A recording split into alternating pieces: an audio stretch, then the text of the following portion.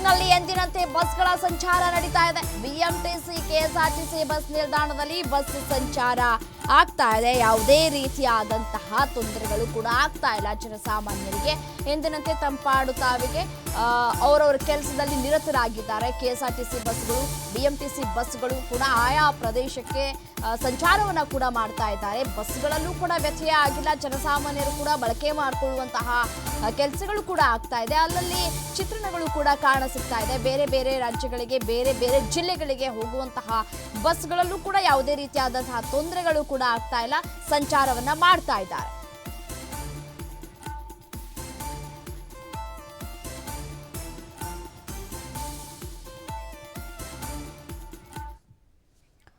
ಇನ್ನು BMTC KSRTC bus ನಿಲ್ದಾಣದಲ್ಲಿ ಯಾವ ರೀತಿಯಾದಂತಹ ಚಿತ್ರಣ ಇದೆ ಅಂತ ಹೇಳಿ ನನ್ನ ಕಲೀಗ ಚರಣ್ ವಾಕ್ಥ್ರೂ ನಡೆಸಿದ್ದಾರೆ. ನೋಡ್ತಾ ಹೋಗೋಣ. ಕರ್ನಾಟಕ ಬಂದ್ಗೆ ಒಂದೆಡೆ ನೀರಸ ಒಂದು ಬೆಂಬಲ ದೊರೀತಾ ಇರುವಂಥದ್ದು ಸದ್ಯ ಗಮನಿಸ್ತಾ ಇರ್ಬೋದು. ನಾನೀಗ ಮೆಜೆಸ್ಟಿಕ್ ಬಿಎಂಟಿಸಿ ಬಸ್ ಸ್ಟ್ಯಾಂಡ್ನಲ್ಲಿದ್ದೀನಿ.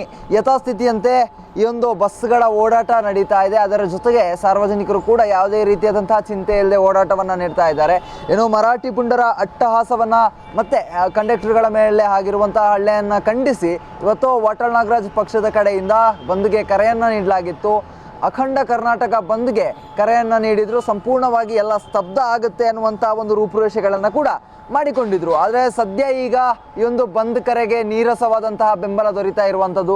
ಎಲ್ಲೋ ಒಂದು ಕಡೆ ಬಿಎಂಟಿಸಿ ಅದೇ ಜೊತೆಗೆ ಕೆಎಸ್ಆರ್ಟಿಸಿ ಬಸ್ಸುಗಳು ಓಡಾಟ ನಡೆಸೋದ್ರಿಂದ ಜನಸಾಮಾನ್ಯರು ಯಾವುದೇ ರೀತಿಯಾದಂತಹ ಒಂದಿಷ್ಟು ಟೆನ್ಷನ್ಗಳಿಲ್ಲದೆ, ಯಾವುದೇ ರೀತಿಯಾದಂತಹ ಸಮಸ್ಯೆಗಳಿಲ್ಲದೆ ಯಥಾಸ್ಥಿತಿಯಾಗಿ ಓಡಾಡ್ತಾ ಇದ್ದಾರೆ. ಅದೇ ರೀತಿಯಾಗಿ ಅಂಗಡಿ ಮುಂಗಟ್ಟುಗಳು ಕೂಡ ಓಪನ್ ಆಗಿದೆ.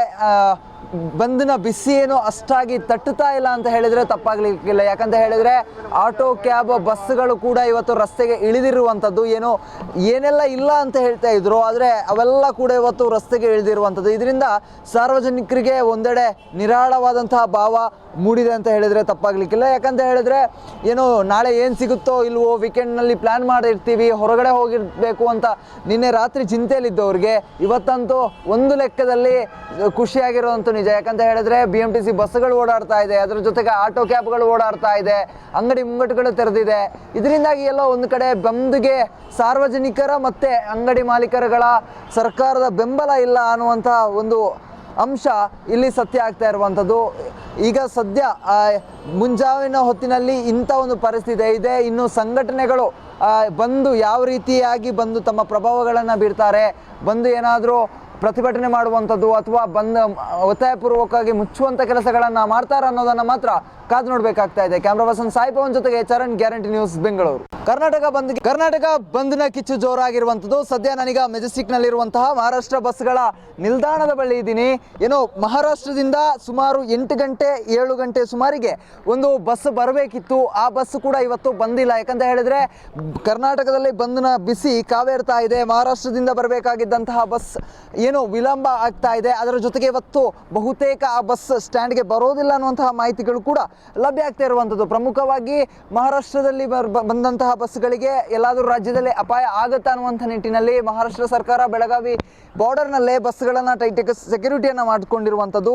ಪ್ರಮುಖವಾಗಿ ಬೆಳಗ್ಗೆ ಮುಂಜಾನೆ ಹೊತ್ತಿಗೆ ಬರಬೇಕಾಗಿದ್ದಂತಹ ಬಸ್ ಏನಿದೆ ಇವತ್ತು ಸ್ಟ್ಯಾಂಡ್ಗೆ ಬರುವಲ್ಲಿ ವಿಳಂಬ ಆಗಿರುವಂಥದ್ದು.